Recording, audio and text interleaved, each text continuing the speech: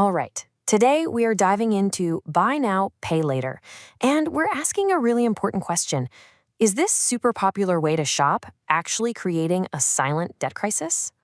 I mean, think about it. How did a simple, innocent-looking button at checkout become the center of a financial storm, especially for an entire generation? We're going to unpack that. You know what I'm talking about? It's pretty much impossible to shop online these days without seeing it. That little option from Klarna or Afterpay or Affirm promising to split your purchase into 4 easy payments. It's just there, part of the furniture. But that's exactly the point. So, what is it about this button that's just so effective? Let's take a closer look at its powerful appeal. Okay, so this really gets to the heart of it, right? It's pure psychology. You get that amazing rush from buying something new right now, but the pain, the financial hit gets pushed off into the future. It doesn't feel like a big deal, more like a savvy way to manage your money. That interest-free part is probably the biggest selling point. But you've got to wonder, how are these companies making any money if they aren't charging interest? Let's pull back the curtain a little bit. From your perspective, the process is beautiful, almost dangerously simple. You click the button, you get an answer in like seconds, you pay a small chunk up front, and boom, your stuff is on its way. The whole thing is designed to be totally seamless, to remove any chance for you to have second thoughts. And this is the aha moment. This is how the business model really works. While you're seeing a fantastic interest-free budgeting tool, the provider is actually making money in 2 key ways. First, they charge the store a fee for helping them make a sale. And second, well, they collect late fees from anyone who misses a payment.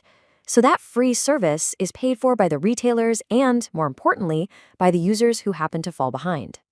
Now, all of this creates what you might call a perfect storm for one group in particular, Gen Z. So why has this generation been hit so hard by this?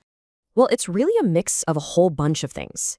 Gen Z is already dealing with massive student debt and a crazy high cost of living, which makes them really skeptical of old-school high-interest credit cards. They grew up with technology, so they're super comfortable with new fintech apps.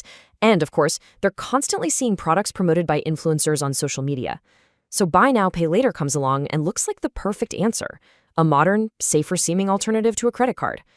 But this is exactly where that convenience can morph into a trap. And it's called a silent crisis for a very good reason. It just creeps up on you without any of the usual red flags.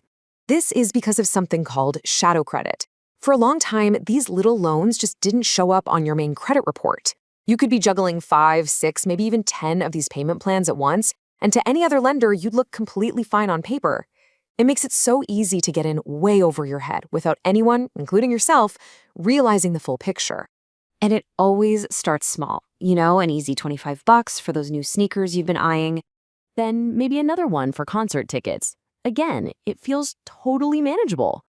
And hey, why not another one for that cool new gadget you saw online?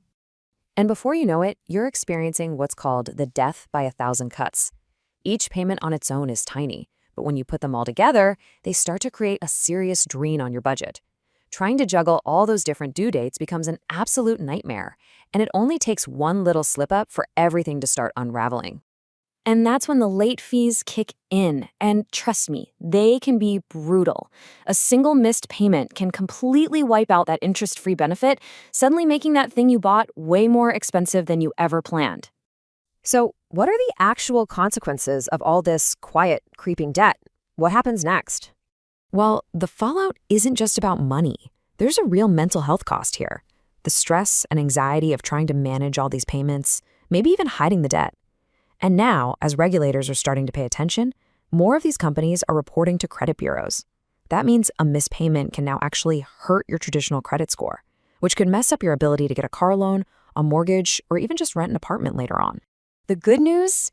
Regulators are definitely starting to take notice, and the reforms being talked about are all focused on protecting you.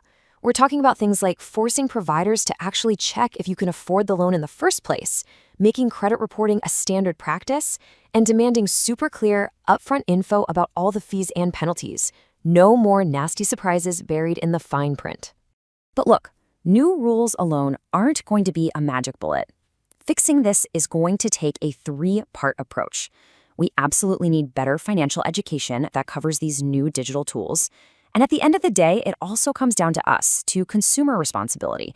That moment where you pause before you click and ask yourself, do I really need this, and can I actually afford it? Which really brings us to the final big question. Is buy now, pay later a revolutionary tool that gives us more flexibility and power? Or is it a brilliantly designed architect of a new, silent kind of debt? The answer, honestly, is probably somewhere in the middle.